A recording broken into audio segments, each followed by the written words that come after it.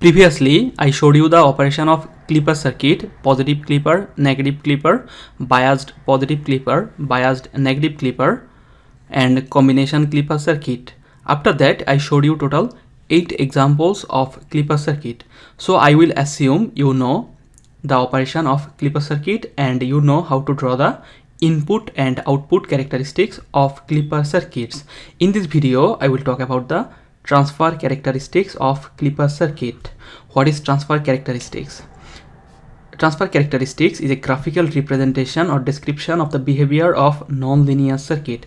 See, we form the clipper circuit by using PN junction diode. And if we look at the IP curve of the PN junction diode, you will see with respect to voltage, our current I will not be linear or non-linear.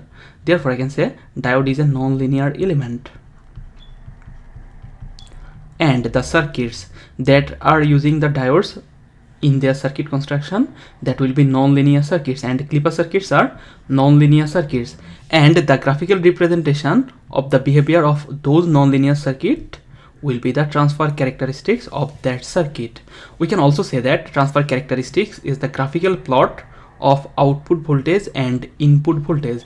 That means we will take output voltage in one axis. Usually we take output voltage in the y-axis and input voltage in the x-axis, and transfer characteristics shows how the output changes with input voltage. Okay, we will see how the output voltage changes with respect to the change in input voltage. This is the circuit structure of a positive clipper circuit. I will assume you know the working principle of this clipper circuit and you know how to draw the input and output voltage of this clipper circuit. So in first step, we have to determine the output voltage of the clipper circuit and we have to draw the output and input waveforms side by side. See, this is our input waveform and this is our output waveform, and I place the input and output waveforms in the same scale side by side. Okay, now see. So I am done with step number 1. Step number 2, obtain the mathematical relation between input and output voltage from the waveforms. By utilizing the waveforms, we have to establish a mathematical relation between output and input voltage. Now see, when our input will be going through positive half cycle, that means from 0 to 5, when Vi is going through positive half cycle, when Vi is greater than 0, there is no output voltage, or Vo is equal to 0. Here Vo is equal to 0. If you look between 5 to twice 5, you will see our input is going through negative half cycle. Okay, therefore you will see our output voltage and input voltage will have the same wave shape.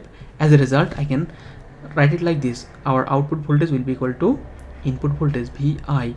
This Vo equal to Vi indicates our output follows input voltage, or our output has the same waveform as input voltage. It will occur when Vi is going through negative half cycle or Vi is less than 0. All the negative numbers are less than 0. Okay, so I established the mathematical relation. After that, we have to draw the transfer characteristics. In y-axis, we will take output voltage. In x-axis, we will take input voltage Vi.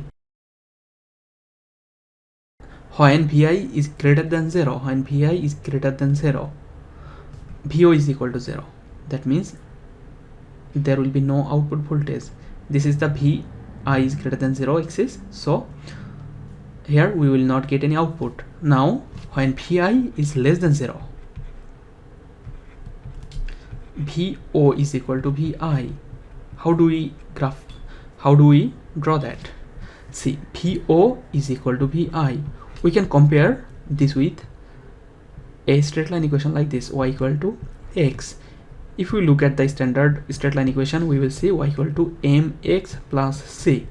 If the y-intercept is at 0 and the slope of the straight line is 1, we can write down y equal to x. Here this y will be our y-axis Vo and the x will be our x-axis Vi. That means I can represent Vo is equal to Vi with a straight line whose slope will be equal to 1.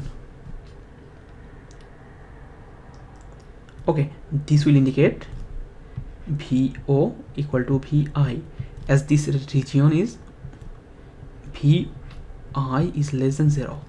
So this will indicate this portion of the output voltage. Now see, how do we determine the angle? Here the slope will be equal to 1, m is equal to 1, therefore the theta should be either equal to 45 degree. Theta, that means the angle with respect to this reference line, or 225 degree, and I can show that the angle will be 225. Here it is 90, another 90, another 45, 90, 180, 45. As the angle with respect to this reference line will be 225, I can say that m equal to 10 to 5 degree will be equal to 1. We can also show that the slope m will be equal to, if I take 2 points on this straight line, let's say this is our y1 and this is y2, corresponding x point is x2 and x1. I can also calculate slope by using this formula, y2 minus y1 divided by x2 minus x1, and that will be equal to 1. So this will be our transfer characteristics. When Vi is greater than 0, there will be no response. When Vi will be less than 0, our output will change linearly with respect to input voltage, and this is our transfer characteristics of this circuit. This is another Clipper circuit I showed you previously. So I will assume you know how to draw the input and output waveforms of this Clipper circuit, and this is the complete input and output waveforms of this Clipper circuit. Now see, if we look at the input voltage and output voltage, I have to establish the mathematical relation between input and output voltage from the waveforms. Here this Vi is equal to 5 volt will be our transition voltage, and below the transition voltage our output voltage Vo will be equal to 0. See, there is no output response. Vo is equal to 0 volt when Vi is less than or equal to 5 volt. Less than or equal to 5 volt. Now see, when Vi will be greater than 5 volt, when Vi is greater than 5 volt, Vo will be similar as our Vi. That means our Vo follows Vi when Vi is greater than 5. And mathematically we can establish that relation by using this formula, Vo is equal to Vi. Okay, so this will be our mathematical relation. Another thing is that when our input voltage will be at its positive maximum 20 volt, our output voltage will be 14.3 volt. Okay, so how do we draw the transfer characteristics? In the y-axis we will take Vo, in the x-axis we will take Vi. This is our origin. This region will indicate Vi is less than 0. Let's say this is our Vi is equal to 5. This entire region will indicate, Vi is less than 5. So when Vi is less than 5, Vo is equal to 0. So output voltage here will be equal to 0 when Vi will be less than 0. When Vi is greater than 5, Vi changes linearly with respect to input voltage. So I can write it like this. This will indicate Vo is equal to Vi, and the maximum value of this straight line will be equal to 14.3 volt. So this will be complete transfer characteristics. Let me draw it clearly. In the y-axis we will take output voltage Vo. In the x-axis we will take input voltage Vi. Let's say this is our Vi is equal to 5 point. Vi is equal to 5.